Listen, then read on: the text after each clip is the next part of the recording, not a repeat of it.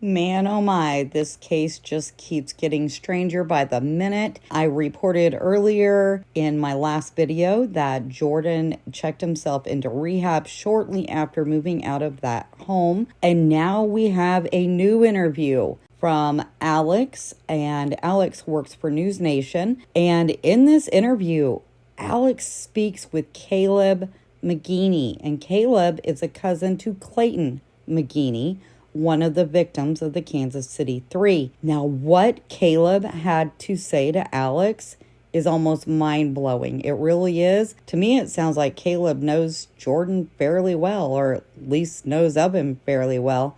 Now, keep in mind, this is all alleged, but this is the newest of the news that's coming out on the Kansas City 3. Take a listen.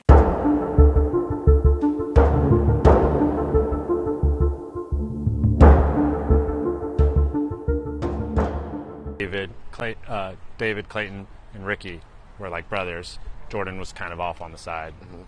True? Jordan's a chemist, bro. Jordan's what? Jordan's a chemist. They all knew him as that.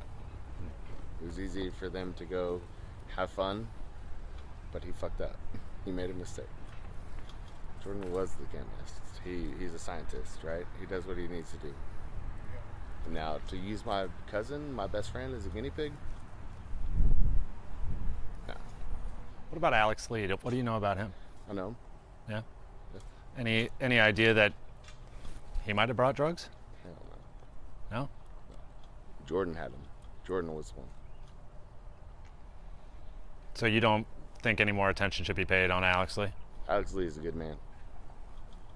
He's a good man. Alex Lee is a solid. He was one of their best friends forever.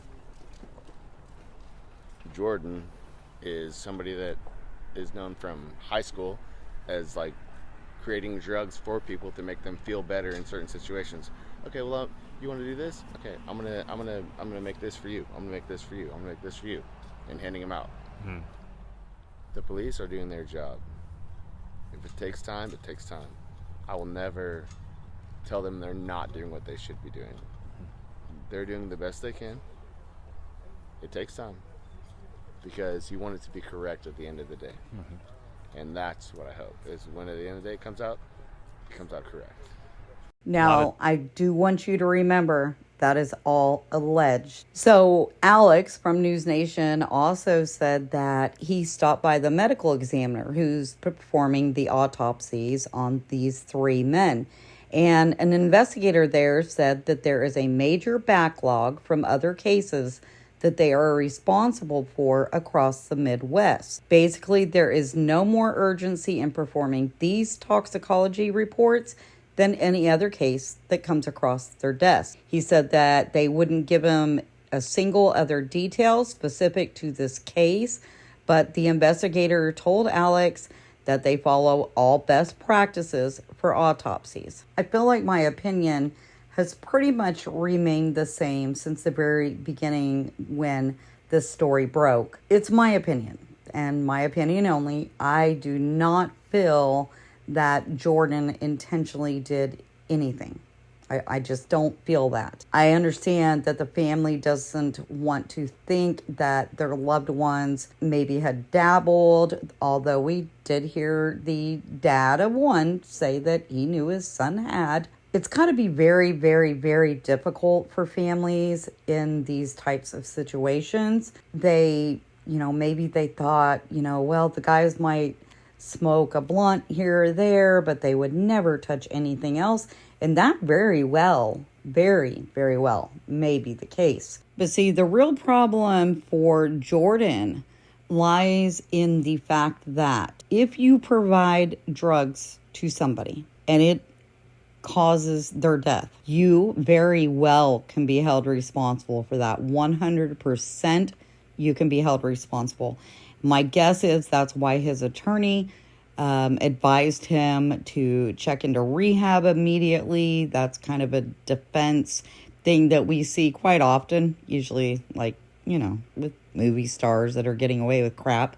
But it is a defense. Now, I also want to add real quick, because there's been a lot of speculation, didn't the guys have to work that Monday? Well, yes, Clayton and Ricky both were supposed to work on Monday, at least the two of them anyway. And their boss has come out and done an interview on News Nation this evening. He said they were always reliable, they were on time, and when they didn't show up for work on Monday morning, they knew something was wrong. I still feel like I did in my very first video about this, that the larger conversation is going to have to be about fentanyl and other things like that. We won't know until we get the toxicology back, and that could be another 4.5, 5 weeks, unfortunately, for these families. But the overall conversation, that's what we need to be having. These guys, like I said earlier, they might have thought they were just going to be smoking a blunt, nothing more to it, and now they're dead. I 100% understand that these were grown men. Grown, healthy, almost in their 40s men. But that doesn't make it right. If they were given something that had something else in it that they were not aware of, then somebody needs to face charges. That's my take. We'll see what happens overnight, and if there are any new developments, I will be back tomorrow to let you know. As always, I am absolutely praying for all of the families that are involved in this, and that includes Jordan's family as well. I hope that they find answers very quickly, because I know this is heartbreaking. Again, thank you so much for watching. I appreciate every single one of you that are here. I appreciate all the new subscribers. Please give the video a like real quick. And if you're not already subscribed, please do so. I appreciate you being here. Till next time, be safe. Bye-bye.